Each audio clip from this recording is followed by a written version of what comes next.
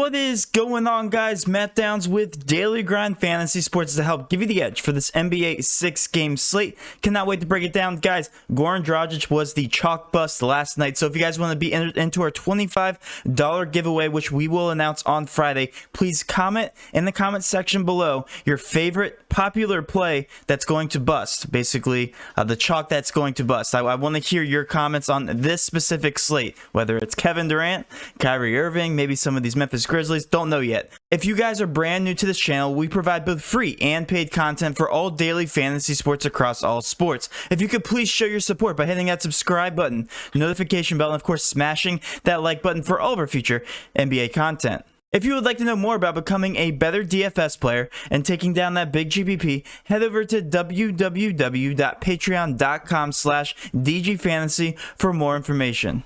On Patreon, we give advanced cheat sheets for all DFS sports on Draftkings. These cheat sheets include updated projections, ownership, and our overall favorite plays from slate to slate. We take it a step further by teaching you how to play fantasy sports like a shark, by showing you where the best leverage spots are to put you in the best spots to take down tourneys. Also included is our private Discord chat where you get to talk over the slate with everyone, including our coaches, to help build your lineups. Now let's go ahead and dive right into this NBA 6-game slate, but first you guys know I have to show off some of our Patreon community success here.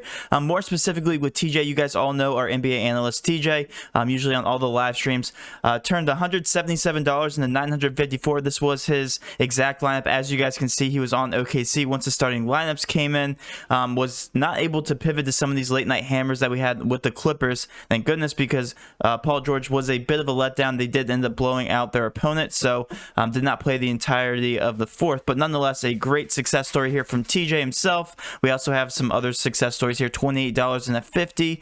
Had near takedowns here. $112 won overall, and our double ups, all of our cash core players did hit, with the exception of obviously Goran Dragic, who did not play the entire second half, so a bit of a letdown there, but still overall had some great success overall. Almost a takedown here, $450 takedown. So again, if you guys are interested in signing up for our Patreon, it is $20 a month, gives you access to all of our favorite GPP plays, cash plays. We show you overall how to become a better DFS player.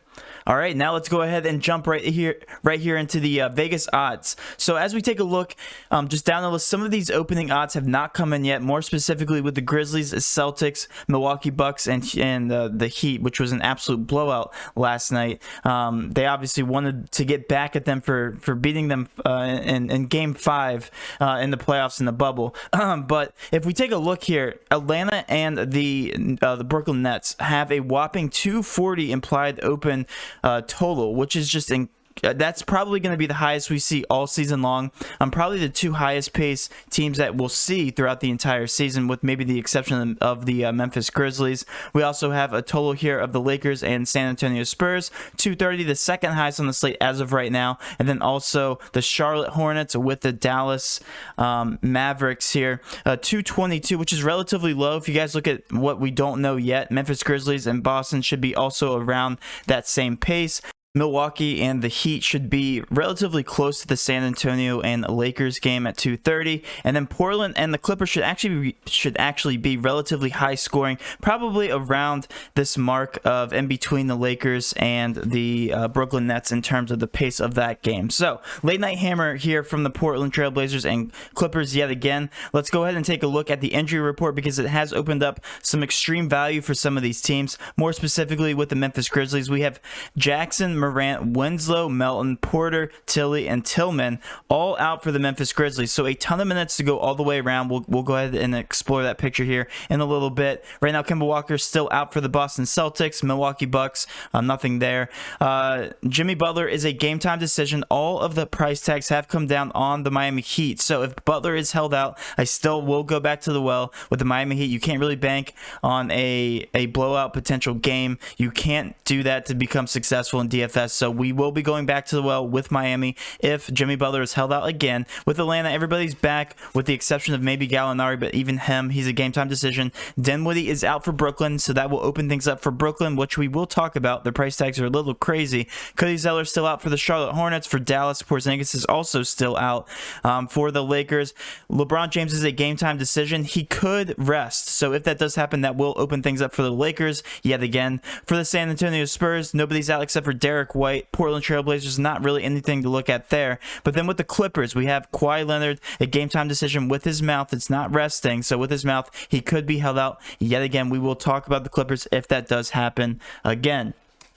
All right, let's switch over and actually take a look at the slate. Let's start out with the first game with the Memphis Grizzlies. The Memphis Grizzlies are going to be the chalk play on the slate. Okay, Grayson Allen is my favorite play at a 6.3 point per dollar value. A 29 projected minute total is what he's looking at right now. If we take a look at the Memphis usage, right now we have Justice Winslow, Melton, Jaren Jackson, and John Morant all out for these guys. I took them all off the court, and Dylan Brooks is the biggest benefactor here. Gets an 8.8% boost in usage, a 0.2 fantasy point per minute boost, and Kyle Anderson's next on the list here, a 5.6% usage boost and a 0.14 fantasy point per minute boost. And if we take a look down here, Grayson Allen gets a 3.9% usage boost, and Josh Jackson, not on the team anymore, Brandon Clark, a 2% usage boost and a 0.13 fantasy point per minute boost. So as you can see, with all these guys off the court, pretty much every single person gets a fantasy point per minute boost and also a massive usage boost. So this is something to be paying attention to when you look at the roster. A very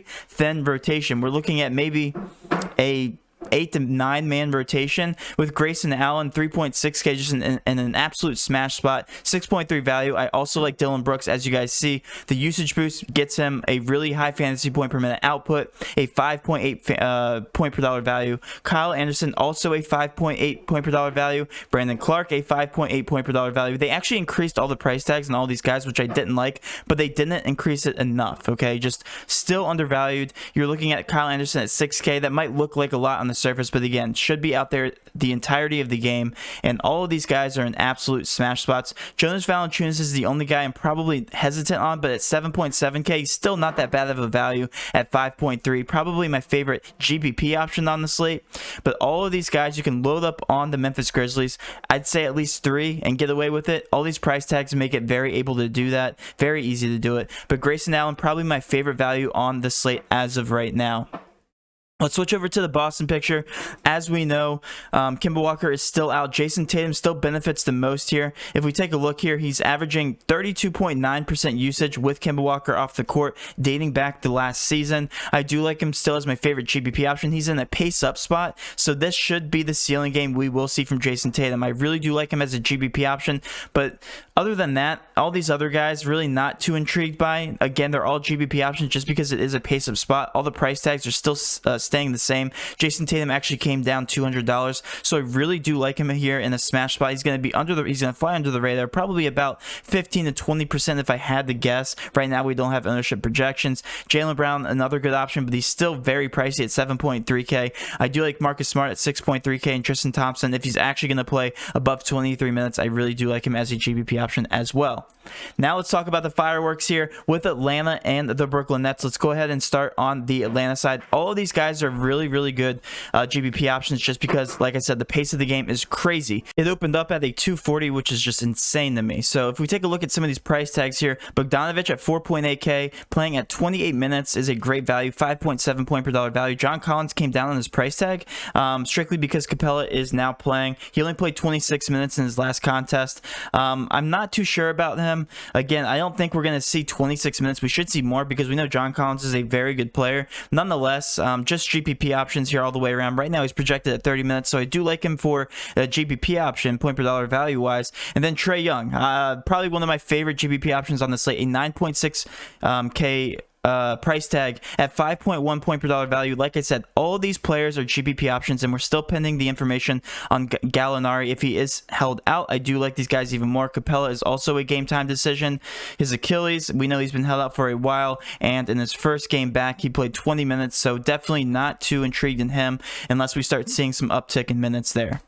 Now let's take a look at the Brooklyn Nets. So the price tags have come down a lot for Kevin Durant. He's averaging 1.34 fantasy points per minute on the court since he's been starting the season here, which is not Kevin Durant-like. Spencer Dinwiddie is out, okay? And with that information, Kyrie Irving actually averages 1.58 fantasy points per minute when Spencer Dinwiddie is off the court. So technically, I do like Kyrie Irving a little bit more, but since we have a very small sample size on Kevin Durant, I'm not going to hate on Kevin Durant yet. Yes, he got off to a slow start, but I love them both. Okay, this is the exact same pretty much. If I had to lean one way or the other, I'm going to lean towards a cheaper guy, Kevin Durant. We know he can average over 1.5 fantasy points per minute, especially when he's at full strength. We should expect to see it sometime soon. He's projected to play 34 minutes. Kyrie Irving also projected to play 34 minutes. So I do like both of these superstars. If you can get them both into your lineup, I do recommend doing that for cash. For GPP, I'm taking a stab at one or the other. It's going to be hard to imagine both of these guys have a ceiling game and both make it into the optimal just on this 6-game slate since there's so many other options. We'll talk about them a little bit later on, but I do like both of these guys. I think they're going to be very, very chalky. Kevin Durant will probably be more chalky just because of his price tag, but again, I love both of these guys. I think they're both in great spots. It's going to be whether one or the other is going to take more shots. Both volume shooters, so I love both of them. But looking down the list here, Karis LeVert averages 1.08 fantasy points per minute with Dinwiddie off the court. We know he's going to be coming off the bench in this game. 6.9K, definitely like him as a GPP option. I'm not really that high on him just because of that price increase, but all of these guys are in great spots. Joe Harris got a price increase of to 5.1K, 5.2 point per dollar value. The only thing I don't like is the price increase on all these guys. TLC will not repeat his performance because he's not going to be starting again, only projected at 22 minutes. But yeah, all of these guys are strictly GPP options. I love Kyrie Irving and Kevin Durant as chalk pieces. Should be very obvious choices here on the slate in this fireworks game. Now let's switch down to this blowout game we had last night. Milwaukee and Miami playing off squaring off yet again. If we're going to be sorting by price tag here, they're all relatively expensive. Giannis at a 10.8K price tag. I'm not really high on these guys other than GPPs. We know this is a pace down spot for the Milwaukee Bucks against Miami. If Jimmy Butler does play, it's going to slow down the pace even more. I don't like this matchup for the Milwaukee side. I'm definitely going to prefer the Miami side if Jimmy Butler does not play. It's the same thing, guys. You have to have a short-term memory when you're playing some of these players, because we take a look at Goran Dragic, and he actually came down in price tag. He was at a 5.8K, 5.5K. You have to go back to the well. They probably will not get blown out again, guys, okay? Do not let recency bias sway you away from these guys. Again, all the price tags are even lower. Tyler Hero had a fantastic game at 5.7K, and his price tag came down at 5.4K. Goran Dragic, if we look back to last season, benefited the most without Jimmy Butler on the court. Averages 1.12 fantasy points per minute, which is a sensational number for somebody that's expected to play over 25 minutes. Projected at 28 minutes last night, so just because he got blown out, looks like Fantasy Cruncher has him projected down to 25 minutes now.